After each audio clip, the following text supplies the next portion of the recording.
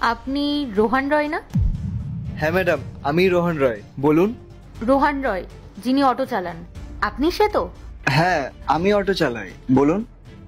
এই এরিয়ার যে ডিএম আছেন উনি আপনাদের ডেকেছেন তার অফিসে। ডিএম স্যার আমাদেরকে ডেকেছেন? কিন্তু কেন ম্যাডাম? দেখুন, সেটা তো আমি বলতে পারবো না যে কেন ডেকেছেন। উনি বলেছেন আপনাকে আর আপনার ওয়াইফকে কাল সকালে ওনার অফিসে যেতে।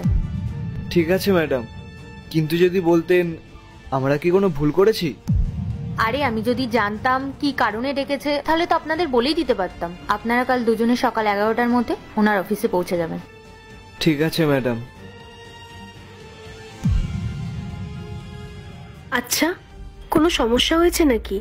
হঠাৎ কেন ডাকলো? তুমি চেনো ওনাদের? আরে না না, আমি কিভাবে চিনব ডিএম সাহেবকে? এখন তো কোনো উপায় নেই, তাহলে কাল সকালে যেতে হবে। হ্যাঁ, যেতে হবে। দেখো কত বড় অফিস আর কত সুন্দর।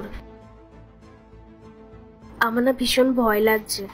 ডিএম সাহেবের অফিস এটা, বড় তো হবেই, কিন্তু আমি এটা বুঝতে পারছি না যে আমাদেরকে এখানে কেন ডেকেছে, ভালোর জন্য নাকি খারাপের জন্য। ঠিকই বলেছ, কিন্তু এত বড় অফিসে আসার কথা আমি তো স্বপ্নেও ভাবতে পারিনি। কেন দাদা, তোমরা দুজন কেন ভাবতে পারো না এখানে আসার কথা? মনোজ, তুই এখানে? এই দেখো না, মনোজকে স্যুট বুট পরে কত বড় মানুষ লাগছে। মনোজ, তুই এখানে ডিএম সাহেবের অফিসে কি করছিস? ভাই, তুমি এখানে কি করছো? আরে বুঝতে পারছো না, ডিএম সাহেবের অফিসে চাকরি পেয়ে গেছে মনে হচ্ছে, বড় সড়ো মানুষ হয়ে গেছে আমাদের ভাই। না দাদা, আমি ডিএম স্যারের এখানে চাকরি করি না। তাহলে ডিএম সাহেবের অফিসে তুই কি করছিস? তুই কি চিনিস নাকি ওনাকে?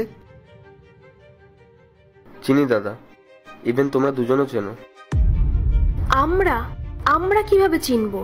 আরে না না, আমরা ডিএম স্যারকে চিনি না, আর আমরা তো এটাও জানি না যে উনি আমাদের এখানে কেন রেখেছেন। আচ্ছা, তুই কি জানিস যে ডিএম স্যার কে? ডিএম আর কেউ না দাদা, তোমারই ছোট ভাই মনোজ। তুমি এই শহরের ডিএম? মনোজ, তুই আর কি মারছিস না তুই নিজের দাদার সাথে? তুই সত্যি করে বল, তুই কি এই শহরের ডিএম? আমি আর কি মারছি না দাদা, আমি সত্যি এই শহরের ডিএম হয়ে গেছি। দেখলে, আমাদের ভাই এই শহরের ডিএম হয়ে গেছে। ভগবানও এটাই চাইতো যে আমাদের ভাই আমাদের মুখ উজ্জ্বল করুক। আমি তো জানতাম আমার দেওর অনেক পরিশ্রম করছে, ও একদিন অনেক বড় মানুষ হবে।